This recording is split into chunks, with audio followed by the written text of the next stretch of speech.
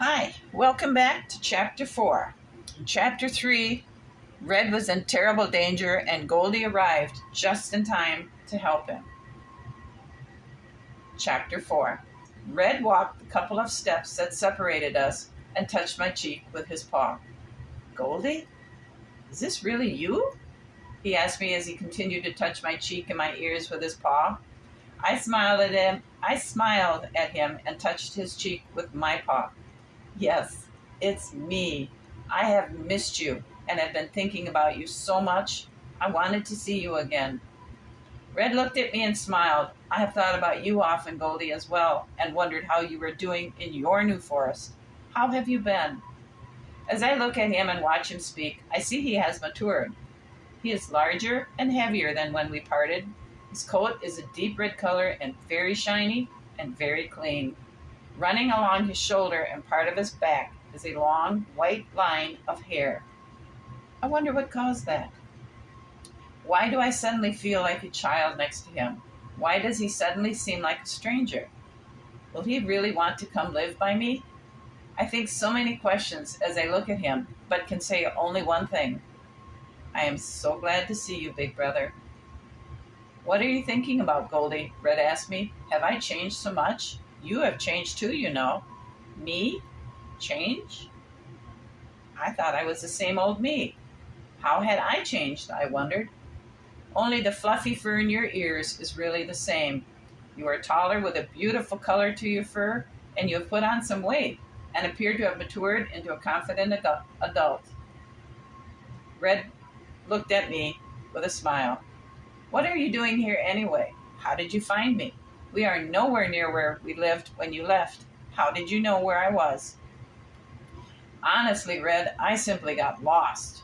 I was chased by a dog, climbed a tree, fell asleep, and when I woke up, the dog was gone. So I started my journey in the wrong direction, but didn't know it was the wrong direction. The tree I spent the night in fell down, I landed on a human, fell off the human, and then I just ran this way.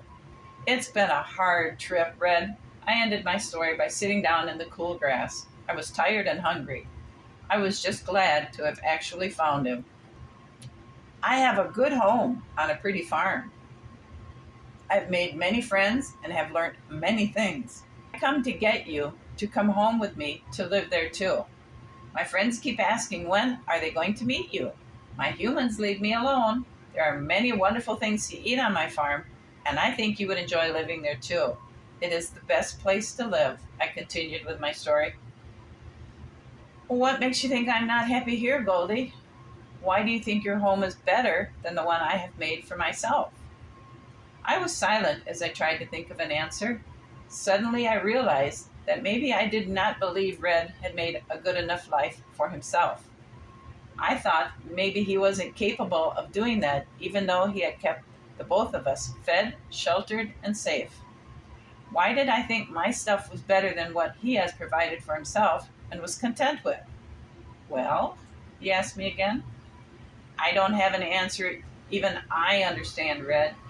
I guess I thought because you have always done everything for me and us all the time we lived together, what I have now is what you should have. I know it sounds bad, Red, but what I have is better to me. I want to give you the best there is, and I want you to live like I do. If I hadn't arrived today when I did and done the crazy thing I did, I may have lost you forever. I would never have another chance to see you or to tell you, I love you, I continued. I remember a child feeding a sick child on many cold winter's day. I remembered us running in his snow tunnels hunting weed seeds.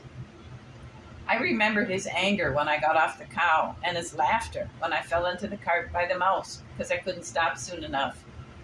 I remembered a brother patiently teaching me to branch hop and hide me from seeing our family's death. I also remembered a scared child trying to show an even more scared child how to be brave and start a new life in an unknown place. I'm remembering a lot of things you did for me, Red. I would like to take you to safety now in a land I understand. Will you come with me? I said to him. This is all part of life, Goldie, he answered me. We must all live our lives our way. We do what we think is best for us. We cannot be truly happy if what we provide for ourselves makes us feel guilty, if we think our loved ones don't have what we have or what we think they should have. Come on, spend the night, get some rest, and share my food. Tonight we will be children again, even if it is just for the night. Tomorrow we will make our decisions. Red led me to his nest. I was surprised when I saw it. At the base of a giant oak was a hollowed-out cave. It was packed with dry leaves and soft grass bedding. To the side of the entrance was a small pile of snacks for middle-of-the-night munchies. You have a really nice nest for building it yourself.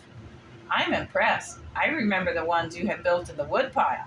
I started laughing. There's a dip in the pine next to your tree. Help me drag some grass there for tonight. It will be very nice not to curl up on a hard branch. We started pulling grass and putting it next to my pine. We worked and talked like when we were young. He told me about his world, and I listened. He told me about his scar and the fight he had had with a fox squirrel shortly after I had left him.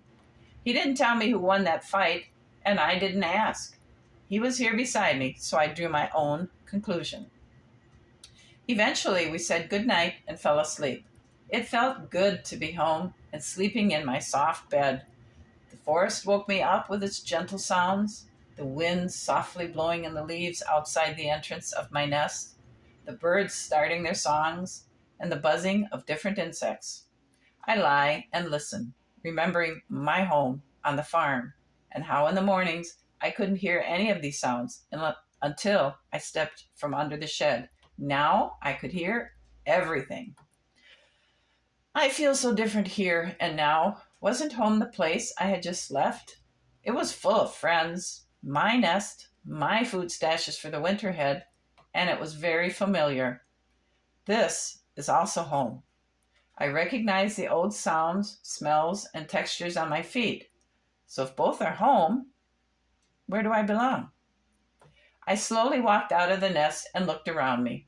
I breathed deeply, smelling the sweet, sweet smell of the forest. I could smell the rotting leaves from last fall. I could smell the pollen from the trees. And I could smell the curing wild grasses in the morning sun. I moved around and found a piece of sweet quackgrass to nibble on while I thought. Next to the oak tree Red lived in is this beautiful pine where I had made my nest on the ground. It was very tall with many branches full of deep green needles and growing pine cones attached to each branch. The top was gently swaying with the morning breeze, and I could only imagine how comforting it would be up there at the top. Red was moving up quietly behind me, and I listened closely to hear him. He moved so quiet.